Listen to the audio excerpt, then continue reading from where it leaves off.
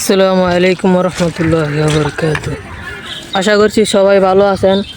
আলহামদুলিল্লাহ আমিও ভালো আছি। এই যে মাথার উপরে বল দেখতেছেন, এই বল লইয়া আইছি ক্ষেতের মধ্যে আর কি সার স্পিড দেওয়ার লাগা আইছি। এটা হয়েছে ক্ষেত, দেখতে পাচ্ছেন ক্ষেত এটাই তো নাকি।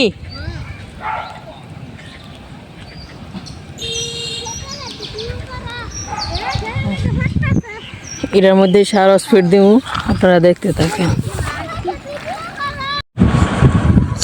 এটা হচ্ছে ধানের জমি, এখানে সার বানানো কমপ্লিট, মানে সার বানানো হয়ে গেছে।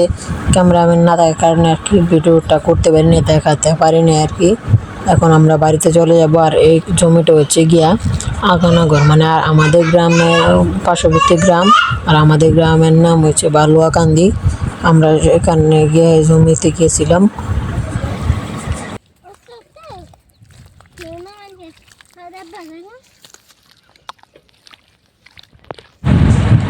এখন আমরা বাড়িতে চলে যাইতেছি। বাড়িতে গিয়ে তারপর আমরা যা করবো, আমরা এখন বাড়িতে যাচ্ছি। আর ওটা হচ্ছে আমার ছোট ভাই, ওর পিছনে পিছনে আমি যাইতেছিলাম, ও আমার সামনে। ও বারবার পড়ে যেতেছিল, তাই ওকে একটু দৌড়লাম, ওর পিছিয়ে পিছিয়ে যাইতেছি। আমরা এখন বাড়িতে চলে যাবো, আমাদের কাজ শেষ। আমাদের বাড়ি থেকে এই জমিটা অনেক দূরে, তাই যাইতে একটু সময় লাগবে। আর আমার ভাই একটু পাকনা টাইপের আর কি, ও আমার আগে আগে যাইতেছিল, আমাকে ওর আগে যাইতে দিতেছিল না।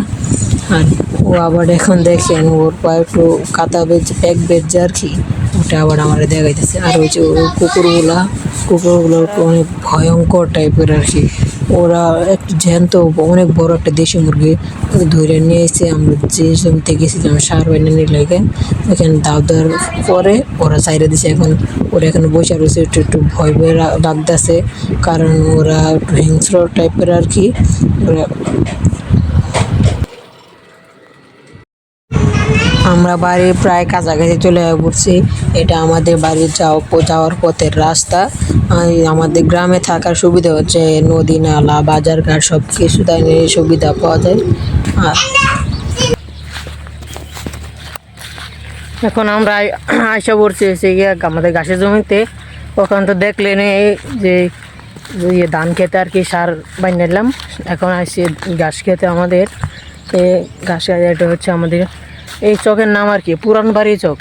পুরানবাড়ি ঠিক আছে, আপনাদের আটকা গাড়ি শুনে অন্যরকম লাগতেই পারে, কিন্তু এই চকের নাম কিন্তু পুরানবাড়ি। আচ্ছা, আমাদের ঘাসের জমি দেখতে পারবেন। এটা হচ্ছে কি আমাদের ঘাসের জমি। এদিক দিয়ে কয়েকদিন ধরে কাইটা নিতেছি আর কি। আর এদিক দিয়ে কাইটা নিছি, এদিক দিয়ে আবার হয়ে যেতেছে। আর এদিক থেকে এসে কাইটা নিমু, এইগুলি এখন কাইটা নিমু। মনে করে ধান খেতে আর কি সার দিকে তো গরম আর কি, গরমে মানে সারা শরীর ভিজা গেছে। এখন একটু ওই বাগানে গাছতলায় একটু জিরায় নিমু, জিরায় তারপর ঘাস কাটবো, আপনারা তো দেখবেনই। আর এটা ওইখানে আর একটা ঘাসের জমি আছে আমাদের, আপনাদেরকে দেখাই।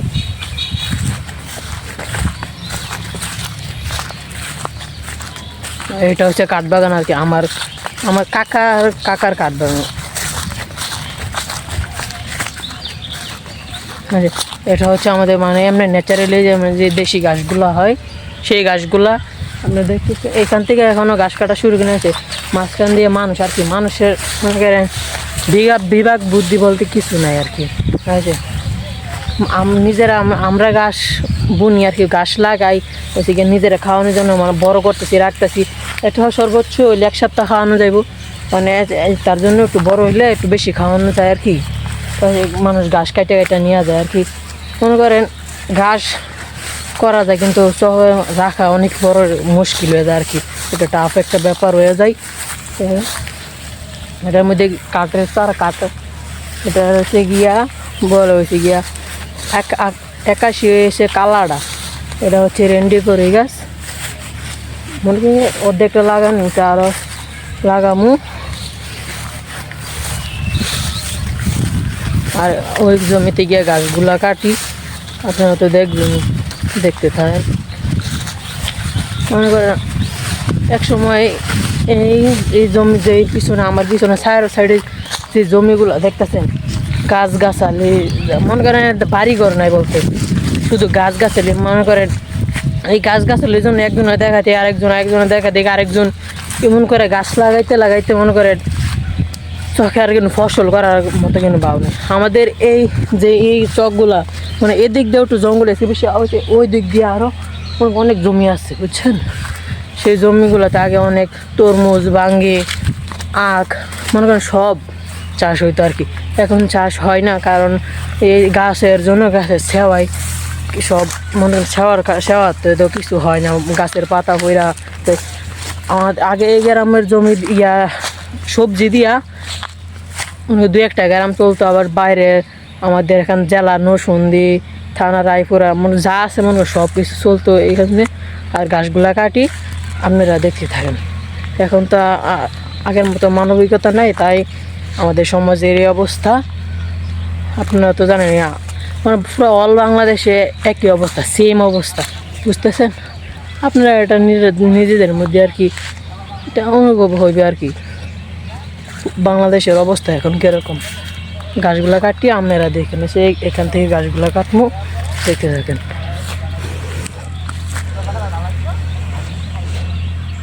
এখান থেকে গাছগুলা কাটতে নিব আর কি। আমার সাথে আর কি কেউ কাউরে আনি নাই দেখে এই গাছের মাঝে ঝুলাই রাখছে আর কি, মানে আপনাদেরকে গাছের মাঝে ঝুলাই রাখা যাইতেছে আর কি। আমি ওখান থেকে গাছগুলা কাটি, আপনারা দেখতে থাকেন। যে লুক থাকতে হয়তো সে বিরু করতো, এখন তো লুক নাই, তাই আমাকে গাছের মধ্যে আর কি একটা গাছে ঝুলাই রাখছি, লটকায় রাখছি। আর ওইদিকে গাছ কাটবো, আপনারা দেখেন।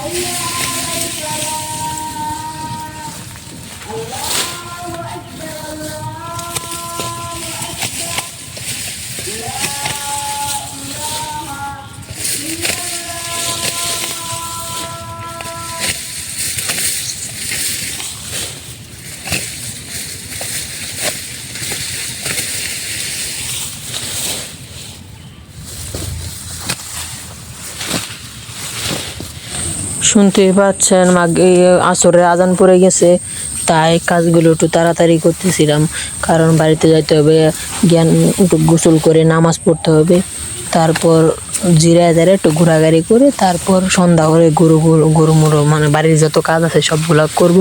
এখন তাড়াতাড়ি করতেছিলাম, কারণ তাড়াতাড়ি বাড়িতে গিয়ে আসল মেন হচ্ছে নামাজ হচ্ছে জান্নাতের চাবি, তাই নামাজ ছাড়া কোনো উপায় নেই। না যে ফরজ নামাজটা আদায় করতে হবে, তাই তাড়াতাড়ি বাড়িতে আসতেছিলাম।